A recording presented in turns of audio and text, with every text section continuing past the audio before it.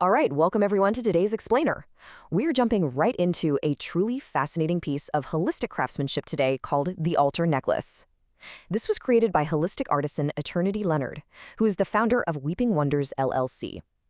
What makes this piece so incredibly compelling is how it attempts to completely merge physical design with stated metaphysical intentions.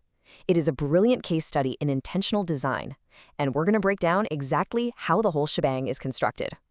We'll look at everything from its physical foundation right down to the rigorous and honestly quite intense purification process it undergoes.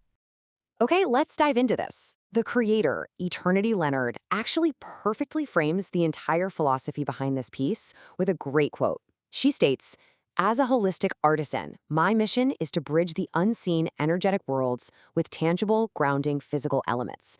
And honestly, that is the foundational blueprint of the altar necklace. The creator isn't just designing a pretty accessory here. The stated goal is to take something entirely intangible, unseen energy, and literally anchor it into physical objects you can touch, hold, and wear. It's all about creating a literal physical anchor for those abstract holistic concepts. To really grasp what that means, we need to look at how the altar necklace is defined in our source material. Because it is explicitly not just jewelry, it's actually defined as a functional, wearable sanctuary. The stated purpose is for it to serve as a precise vibrational bridge. Now you might be wondering, what exactly is it bridging? Well, according to the creator, it's designed to align your 7 spiritual chakra energy systems directly with your 7 physical brainwave functions.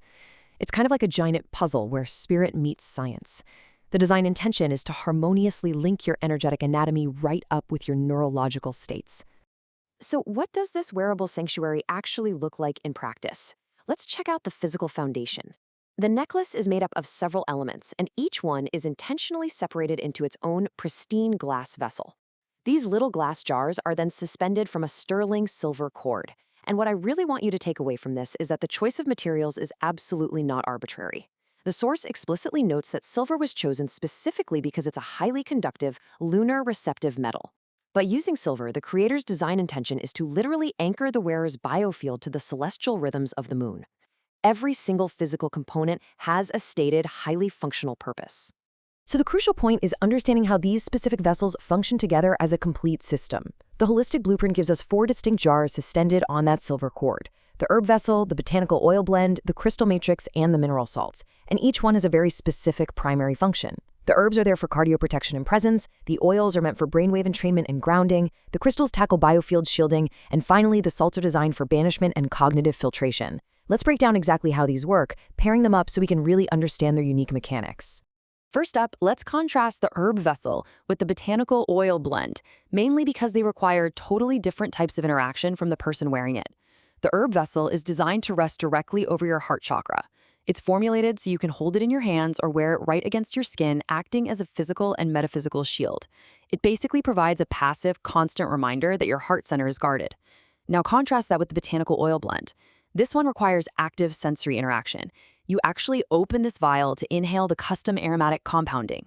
The source states these botanical frequencies are designed to cross the olfactory threshold, stimulating neurochemical pathways to ground you and shift your brainwave states into harmony. So you've got passive physical contact on one side and active sensory interaction on the other. Next, let's look at the remaining 2 vessels, the crystal matrix and the mineral salts. The crystal matrix utilizes the rigid, unbroken molecular structures of crystals. The material explains that these structures emit highly stable, measurable electromagnetic frequencies.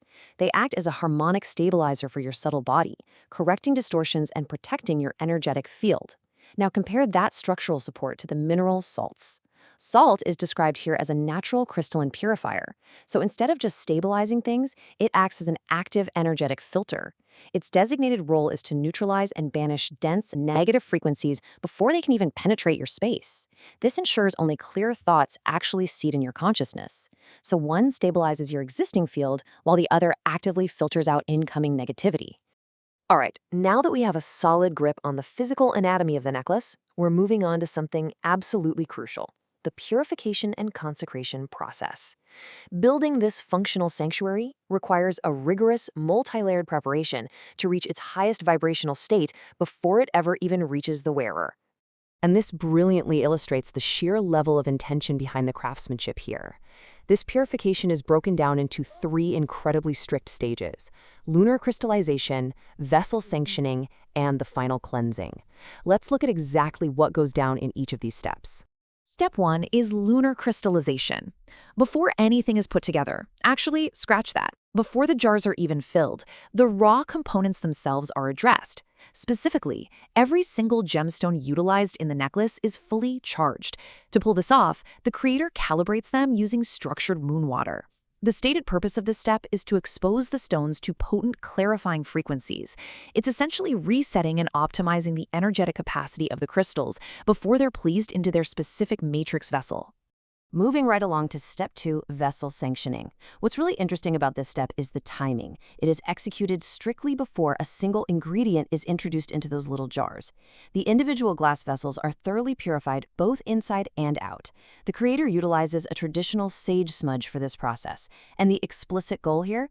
To clear any latent material memory from the glass itself. It's basically a way of ensuring that the physical container is just as energetically clean as the potent ingredients that are about to be poured into it. Finally, we reach step 3, the final cleansing. This happens once the entire necklace is fully assembled. The finished piece undergoes a sacred, traditional Native American smudge ritual.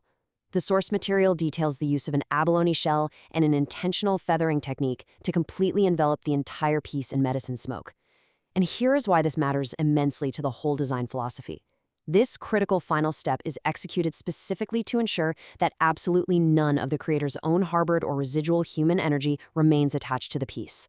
Let's move to and see how this builds to the ultimate goal. Because of that meticulous 3-step purification process, the lunar charging, the sage sanctioning, and that final smudging, the altar necklace is designed to arrive to the user in a very, very specific state. The text describes it as a completely blank, highly charged slate. It is fully optimized and spiritually pristine. By stripping away all that material memory and all of the artisan's personal energy, the necklace is essentially primed and ready to be customized by the person who wears it. Which brings us to the most important question posed by this beautiful intersection of artisan craftsmanship and holistic intention. If this wearable sanctuary arrives as a fully optimized, spiritually pristine blank canvas, well, the final ingredient is the wearer themselves. So, based on the blueprint we've explored in this explainer today, what intention will you bring to entrain this blank slate to your unique divine frequency? It's a truly fascinating look at how tangible objects are designed to interact with our unseen mindset.